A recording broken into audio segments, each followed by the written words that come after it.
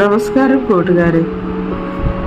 നമ്മുടെ ഉള്ളിലെ മറ്റൊരു നമ്മളെ കുറിച്ച് നിങ്ങൾ എപ്പോഴെങ്കിലും ചിന്തിച്ചിട്ടുണ്ടോ? നമുക്ക് തീർത്തും അപരിചിതമായ എന്നാൽ നമ്മുടെ അതേ രൂപമുള്ള ഒരാൾ ഈ ലോകത്ത് എവിടെയെങ്കിലും ഉണ്ടെന്ന് അറിഞ്ഞാൽ എങ്ങനെയുണ്ടാകും?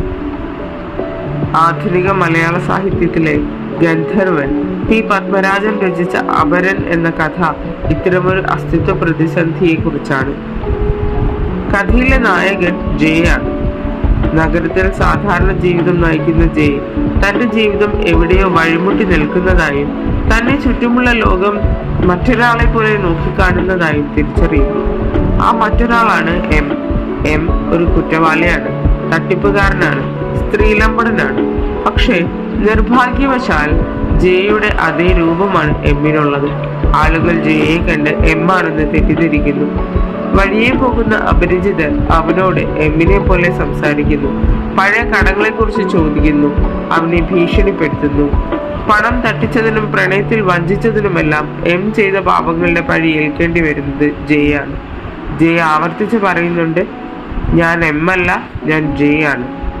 പക്ഷേ ലോകം അത് വിശ്വസിക്കാൻ തയ്യാറല്ല. പതുക്കെ പതുക്കെ ജയ് തന്റെ സ്വന്തം ഐഡന്റിറ്റിയിൽ സംശയിച്ചു തുടങ്ങുന്നു. കഥയുടെ അവസാനം ജയ് തന്റെ അപരനായ എമ്മിനെ നേരിട്ട് കാണുന്നു. അവിടെ ആർഭാടവാനായ എം അല്ല അയാൾ. ദാരിദ്ര്യത്തിലും അവശതയിലും മുങ്ങിയ ഒരു രൂപമാണത്. ഒടുവിൽ ജയ് തനിക്ക് നഷ്ടപ്പെട്ട വ്യക്തിത്വം തിരിച്ചെടുക്കാൻ ശ്രമിക്കുമ്പോൾ ഈ രണ്ട് വ്യക്തിത്വങ്ങളും തമ്മിലുള്ള അതിർവരമ്പുകൾ മാഞ്ഞു പോകുന്നതായി നമുക്ക് അനുഭവപ്പെടുന്നു.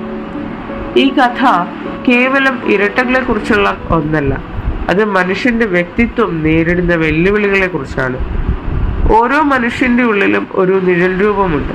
നാം പുറമേ കാണിക്കുന്ന നല്ലവനായ ജയും ഉള്ളിൽ ഒളിപ്പിച്ചു വെച്ചിരിക്കുന്ന അല്ലെങ്കിൽ സമൂഹം ചാർത്തി തരുന്ന മോശക്കാരനായ എമ്മും തമ്മിലുള്ള സംഘർഷമാണ് അവിടെ നടക്കുന്നത്. നാം ആരാണ് എന്നത് തീരുമാനിക്കുന്നത് നമ്മളാണോ അതോ സമൂഹമാണോ? ജയ് താൻ നിരപരാധിയാണെന്ന് എത്ര പറഞ്ഞിട്ടും സമൂഹം അയാളെ കുറ്റവാളിയായി കാണുന്നു. ഒരാളുടെ പ്രതിച്ഛായ മറ്റൊരാളാൽ നിർണയിക്കപ്പെടുന്ന ഭീകരത ഇവിടെ കാണാം. താൻ എം അല്ല എന്ന് ഉറപ്പിച്ചു പറയുന്ന ജയ് ഓരോ തവണയും തോറ്റുപോകുമ്പോൾ സത്യത്തിൽ നമ്മളും സ്വയം ചോദിച്ചു പോകും, നാം ധരിച്ചു വച്ചിരിക്കുന്ന ഈ മുഖം മൂടി യഥാർത്ഥത്തിൽ നമ്മുടേത് തന്നെയാണോ? പത്മരാജൻ ഈ കഥയിലൂടെ നമ്മെ ഓർമ്മിപ്പിക്കുന്നത് ജീവിതത്തിന്റെ അനിശ്ചിതത്വത്തെ കുറിച്ചാണ്. തന്റെ അപരനെ തേടിയുള്ള ജയയുടെ യാത്ര ഓരോ മനുഷ്യനും തന്നിലേക്ക് നടത്തുന്ന യാത്രയാണ്. ഒടുവിൽ ആരാണ് വിജയിച്ചത്? ജയോ അതോ അയാൾ?